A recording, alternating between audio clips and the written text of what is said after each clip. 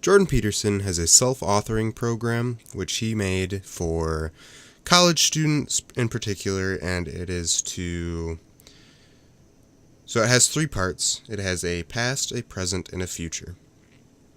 The present, you talk about your vices, your virtues, who you are right now. Your past, you talk about the past. The future, you talk about where you want to be in the next 5 years or so. For younger kids, he does not quite that long because you tend not to know what you want when you are that young. But it's hard to think 5 years in the future when you're 15 years old, obviously, right? It's very uncertain. Regardless, I think that his idea that writing this down is extremely important, it's extremely useful, but it can be simplified into a video format. That if it's a lot easier and quicker to make a video explaining all of these three sections and describing what you are going to do, who you are, and what happened that brought you to this point. It's a lot easier to do it in a video format than a writing format, and there's a lot more people who can make a video and record themselves because you turn on your phone, hit record, and you just talk about it, than that will write this. So anyways, that's what I'm going to be doing. This is my self-authoring. I'll start with the present, then I will go to the past, and then I will finish with the future. Part 1. Present. So when I went over this the first time when I was doing the program, it was a virtue and vice system. And it had a bunch of checkboxes. You checked what was good about you, you checked what was bad, you broke them down, you wrote about each one for a little bit, you ranked them in order and whatnot. I don't really like that. I take a more view of virtue that if you are of good character as defined by yourself, then you are virtuous. And if your character is bad, as defined by yourself, then you are in vice. And I don't know if this is a bad definition. I don't know if this is good or not, but that is my view of it. And I think that once you define it, it becomes an issue. Because then it's no longer your virtue, it's something you defined as virtue. It's something else entirely. Anyways, that's a huge digression right at the start. So anyway, I think that I am of good character for the most part. I have occasional times where I am quite evil, and I admit that it happens. Especially as defined by others, but, even myself, I think, wow, I shouldn't have done that. Physically, I'm fairly attractive, I'm tall. I'm not an Adonis, but I'm fairly good looking. My hair's too long, I need a haircut. And I need to eat well. I need to eat better because I don't do that very well. Around me, my room is a mess. But at least I acknowledge that, I guess. It's an easy place for growth, right? To just clean your room, but I'm far behind on that. Mentally, I think about about 6 months ago, maybe a year ago, I wrote a blog post saying that I think I have PTSD. Last night I was talking to one of my friends, and he said he started working on his trauma, and he told me about CPTSD, which is complex PTSD. And I watched a video on that, and it resonated quite well with what I have. It's, I'm not going to go into it too much there, but I have a lot of emotional flashbacks, I guess, is what he defines it as, and I don't know any other way to say that. Even that, it's making me a little stressed. I'm shaking a tiny bit. I'm not sure if you can hear it in my voice. Anyways, that's my mental state. I don't feel like killing myself, so that's pretty good. Educationally, I just finished school. I got a bachelor's in economics, but it's just BA. I feel a little bit bad about that because It's a BA instead of a BS, and I can't really go to grad school in economics, but I don't think I would want to anyways. I might attempt to go back for like an MPA, or maybe for education. I'd like to go for psychology, but don't have a lot of actual classes in that, so I can't immediately anyways. I could work on it. For career-wise, right now, I just finished school, so I'm not working. I just got back home. I have some plans that I'm working on my own, but it's a little bit hard to be consistent when you're your own boss. So that's what I'm trying to build on, is trying to create discipline and actually get work done. First thing, this is almost back to mentally or maybe physically, but my sleep schedule is all out of whack. I've been waking up at like 2 o'clock in the afternoon and going to bed at like 4 or 5. It's not very healthy. I need to get that sorted out. That's definitely one thing that needs to get sorted out so that I can actually get things done. For my hobbies, I take pictures, photography. You can look those up. I make these videos. I'm a fantastic armchair psychologist, but I'm really bad. I'm like a psychoanalyst that doesn't actually know any of the symbols, so he's just kind of like looking them up. That's me. Reading, I like to read, but that one's pretty generic. Writing, that's a little less generic. I do that too. A lot of people say they write, but they generally don't. Even me, I don't do it as much as I would like to. Or maybe I think I do it as much as I like to. So maybe I don't like to do it. No, that's not true. I don't know what to say anymore. Alright, well, that's who I am right now, I think. This might be a little too material, right? I didn't even consider religiously. Spiritually, I don't know, I'm not religious, that's for sure. I'm pretty spiritual, although I don't really know how to define that or how to prove it. I'm just spiritual, and if I define it any further, then I guess it loses its appeal. So, part 2, the past. So this one's a little more difficult. It's where I came from. In the self-authoring program, you were supposed to break it up into 6 epochs of life-changing events and then describe each one in a short little group.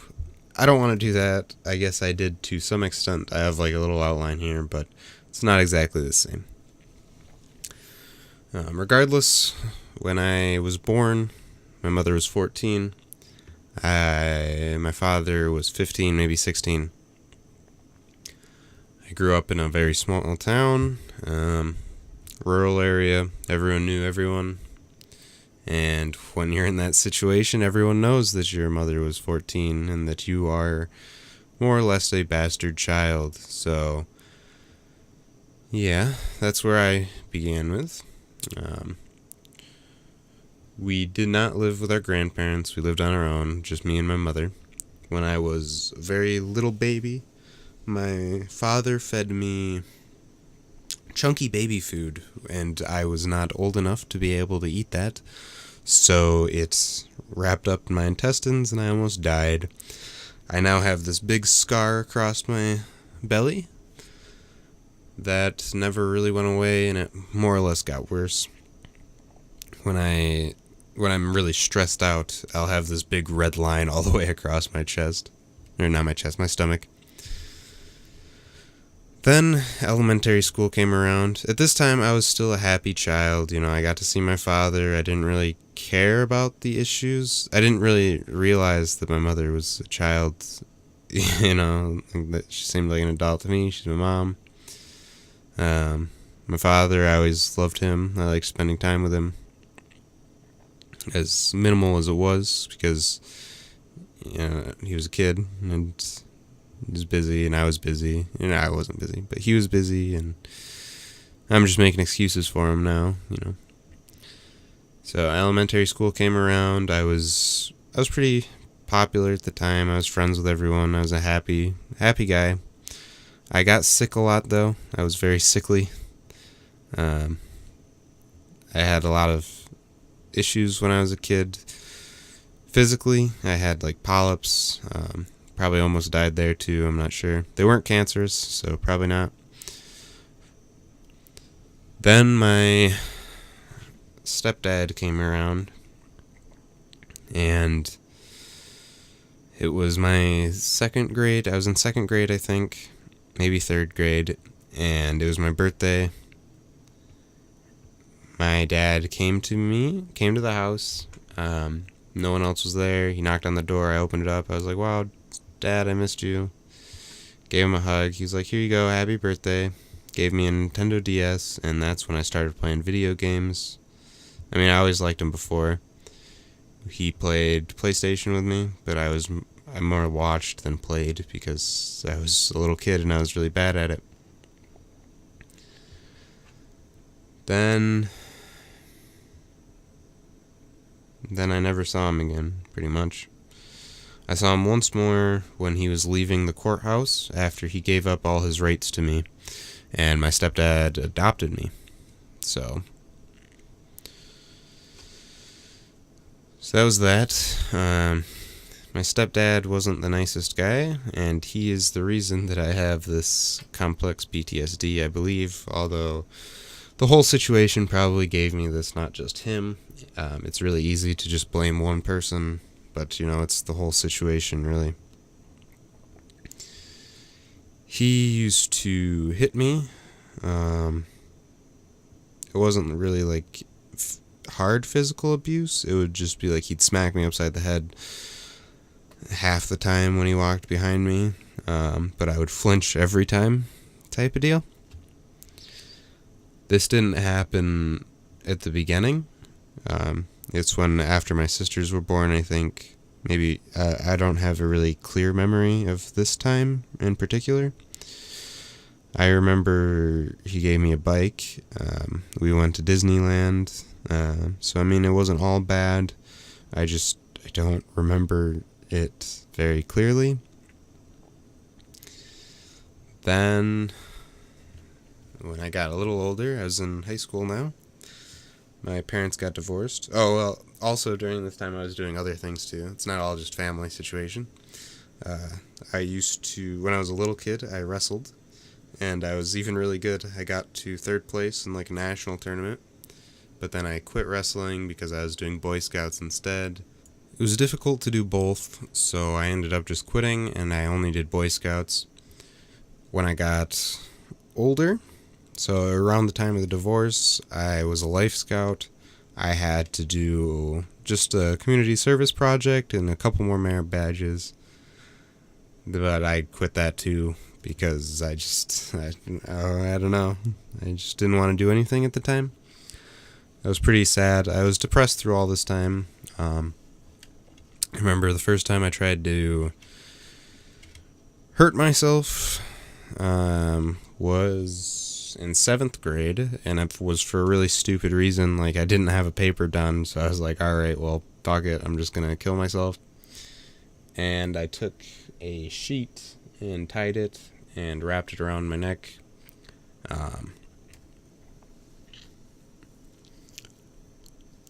I ended up popping all the blood vessels in my face, and then in the morning I woke up and my mom was like, you were coughing all night, so you don't have, you're obviously sick, and what happened to your face? I was like, I don't know what happened to my face, what do you mean? Then I went downstairs and looked, and my face had red dots all over the place. And then she thought I was doing that thing where you choke yourself and masturbate, so she yelled at me and told me, don't do that anymore, you'll get hurt. It's as if I wasn't trying to hurt myself. Anyways, that was when I was younger. Then when I I didn't turn. I was 15, 16, my parents got divorced, or my stepfather and my mother. Because he cheated on her, which I didn't really care because I didn't like the man, that much.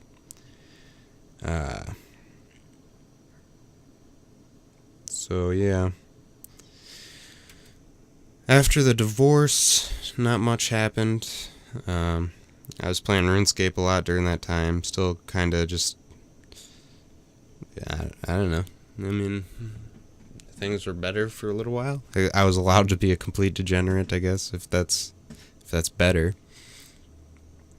I graduated high school when I was 17. Then I went to college. I went for economics, and then I switched to computer science for like a year and a little bit. And then I withdrew from school because I was going to hurt myself, and I did not want to go to school anymore. I didn't want to do anything. So then I went home, and I attempted to do that. I started smoking, not cigarettes, but, yeah. I was 19 at that time. So then, after just a semester off, I went back to school. I did some bad things during this time. Well, I guess they're not bad. Not all of them were bad, we'll say that. Then I went back to school, I got my associates. Then I returned to school and got my bachelor's in economics, and that's where I am now. I found Jordan Peterson. I did a lot of stuff in that realm, I guess. I started reading a lot more, being more creative, using outlets available to me to calm myself down, I guess. I guess people in my circumstances with CPTSD, whatever it is, are very creative because it's a what is it called? It's when they cope. It's a coping mechanism. It's a coping mechanism that makes it so they don't feel as much because they're just being creative instead of feeling. So that's what happened to me. Yeah. So that's who I am. That's where I came from. That's a very quick. Obviously, there's more, but that's as condensed as I can make it, I think. The future. Part 3. So, this is a little more difficult than the other two because this is what I desire, and for a long time it was really hard for me to desire anything. So I decided, well, I guess I didn't really decide it, but after contemplating what I wanted, I decided the thing I want most is to be a father that I never had, you know? My main goal is to have a family and kids, but this obviously relies on finding a wife and such activities that are slightly out of my control. So I will be doing other things. So my goal now is to put myself in the greatest position to be a father to my kids, right? So that means I need money, I need a house, I need a career, I guess, but I see these as means to an end, not the actual end. Those are not what I desire, and I will do anything in order to get what I actually desire. These are just stepping stools to get there, right? So 5 years is a really long time to go out, and I don't know if I can do that. So I guess I'll start from where I am now and move forward for a year or so to see what my plans are, how I expect the next few months or year, maybe 2 years to go. So this spring I will be substitute teaching, and this is very interesting to me because I was considering going and teaching English abroad, so it'll be nice to be in an actual classroom, although the responsibilities are a little bit different being a substitute teacher and actually teaching a class, of course. But it'll be nice to know what it's like to be in front of a crowd of kids, right? To be a teacher without having to actually do it. After that, I'm applied for this grant that I'm really hoping to get to teach English. No, not teach English, to learn Korean in Korea. It's a really competitive grant, though, and I am not the most targeted candidate. I mean, I'm a pretty good candidate. I have like a 3.5 from a research institution, from one that's very heavily liked, like they want to get people from this place. I come from quite a diverse background. I'm motivated, I'm smart. I'm basically what they're looking for, but it is competitive. If I don't get that, I will probably find another job or else do something else. I want to get my certificate to teach abroad, but this is really expensive and I don't have the money right now. I don't really want to borrow $1,500 from someone to get a certificate either. Even if I would be able to pay them back in a year, it's a lot of money. So maybe I'll be trying to get that. On top of that, I'm working on my hobbies. I'm starting to write a book, which I seem to have been speaking about writing this more than actually writing it, although I've created an outline and I am working on it. I need to start the first couple chapters. Well, I have the first chapter and I have the first couple of chapters done, but I decided to scrap those and restart because I'm changing the format. Regardless, that's coming along. Hopefully, I want to have that done by next Christmas. Let's see.